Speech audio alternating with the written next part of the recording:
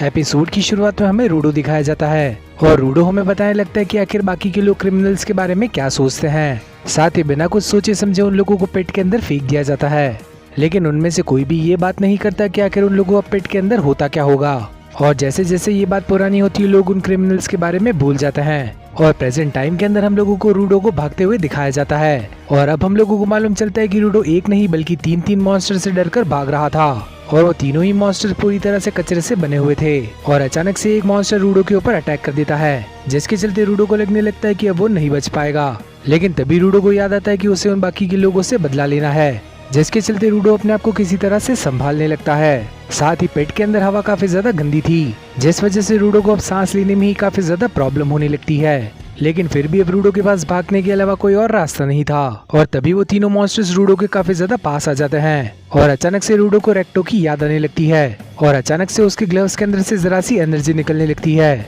और तभी रूडो एक पाइप उठाने के साथ ही उन मॉन्स्टर से लड़ने को तैयार हो जाता है। साथ ही साथ वो ये भी सोच रहा था कि उसे रेक्टो के कातिल को ढूंढना ही होगा, जिसके चलते रूडो उस मॉन्स्टर के ऊपर अटैक करना शुरू कर देता है। और तभी हमें उस जगह पर एक अजनबी दिखाया जाता है जो कि इन लोगों की लड़ाई देख रहा था और दूसरी तरफ रूडो इन राक्षसों से लड़ने की पूरी कोशिश कर रहा था, लेकिन फिर भी उसकी बॉडी के अंदर इतना ज्यादा दम नहीं था कि वो इनसे जीत सके। और तभी वो राक्षस रूडो को यहाँ से वहाँ उठाकर पटकने लगते हैं और तभी रूडो एक प्लेट को उठाने के साथ ही उस मॉन्स्टर के ऊपर दे मारता है और इस बार रूडो ने उस मॉन्स्टर को बीच में से ही काट दिया था, जिस वजह से वो मॉन्स्टर ही पूरी तरह से फट जाता है। लेकिन तभी वहाँ पर एक और बड़ा मॉन्स्टर आ जाता है जो कि अपने ही शरीर को नीचे पटक पटक कर काफी बड़ी शॉकवेव बनाने लगता है और इस बार रूडो सीधा उसी आदमी के पास जाकर गिरता है और रूडो की उस आदमी पर नजर पड़ने के साथ ही वो सोचने लगता है कि आखिर ये आदमी है कौन। और तभी वो आदमी रूडो को एक मास्क पहना देता है, जिस वजह से अब रूडो आसानी से सांस ले पा रहा था। रूडो उस आदमी से पूछने लगता है कि क्या तुम यहीं पर रहते हो, लेकिन वो आदमी अब रूडो की बात का कुछ जवाब नहीं देता, जिसके चलते रूडो उससे पूछने लगता है कि मैं तुमसे बात कर रहा हूँ। लेकिन वो आदमी रूडो को अब चुप रहने को कहने लगता है, लेकिन रूडो उसकी बात नहीं मानता और सवाल पर सवाल ही करता रहता है, जिस वजह से अब उस आदमी को गुस्सा आ जाता है और वो कहने लगता है कि क्या तुम्हें मेरी बात समझ नहीं आती,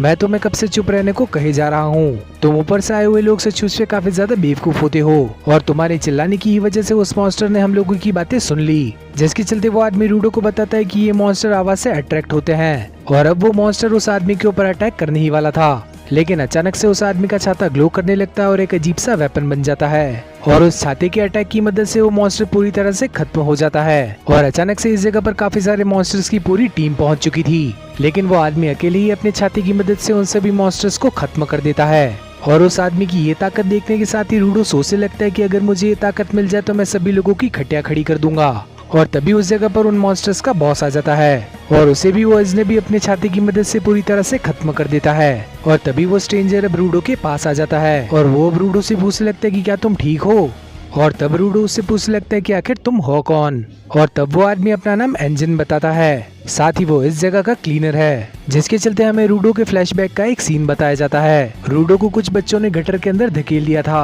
और इसी वजह से उसके कपड़े पूरी तरह से गंदे हो गए थे। और घर पहुंचने पर रेक्टो उससे पूछने लगता है कि क्या तुमने इस चीज का बदला लिया उन लोगों से। और तब रूडो कहने लगता है कि उसने ऐसा कुछ भी नहीं किया और रेक्टो उससे कहने लगता है कि तुमने काफी ज्यादा अच्छा काम किया, अगर हम किसी सामान की केयर करते हैं तो उसके अंदर भी सोल आ जाती है। और रेक्टो रूडो को साफ करते हुए कहने लगता है कि बिल्कुल इस टॉवल की तरह ये तुम्हें साफ कर रही है, तो हो सकता है कि शायद इसके अंदर भी एक सोल हो। और रूडो पूछने लगता है कि क्या इन ग्लव्स के अंदर भी सोल आ सकती है। और रेक्टो कहने लगता है कि अगर तुम इनका अच्छे से ख्याल रखो तो हो सकता है कि एक दिन इनके अंदर भी एक सोल आ ही जाए। और प्रेजेंट टाइम के अंदर हम लोग देखते हैं कि रूडो को होश आ चुका था और एंजिन रूडो को चेन से बांधकर कहीं पर लेकर जा रहा था और रूडो उससे कहने लगता है कि मुझे जल्द से जल्द खोल दो क्योंकि मुझे ऊपर जाना है। और एंजिन उससे कहने लगता है कि फिलहाल के लिए ये चीज नामुमकिन है, क्योंकि जिस जगह से तुम आए हो हम उसे स्पेयर कहते हैं और वो जगह पूरी तरह से आसमान के अंदर घूमती रहती है और इसीलिए उस जगह पर पहुंचना इतना भी ज्यादा आसान नहीं है। और रूडो एंजिन से इस दुनिया के बारे में पूछने लगता है, लेकिन एंजिन उसे कुछ भी नहीं बताता और आगे ही बढ़ता रहता है। और तभी एंजिन रूडो को एक जगह पर छोड़कर जाने लगता है